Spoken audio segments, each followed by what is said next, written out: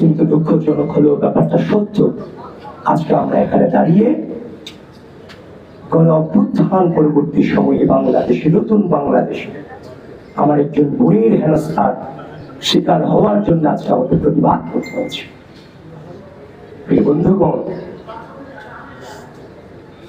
এই 5 আগস্ট সংগঠিত হওয়ার পিছনে আজকে আমার ঢাকা বিশ্ববিদ্যালয়ের বোনগুলো যদি ভূমিকা না রাখত, আমার এই বোনেরা যদি ভূমিকা না রাখত, তাহলে কিন্তু আজকে বাংলাদেশের পরিস্থিতি নিঃসন্দেহে ভিন্ন হতো।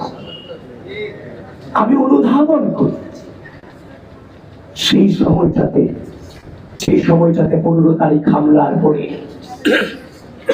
15 জুলাই হামলার পরে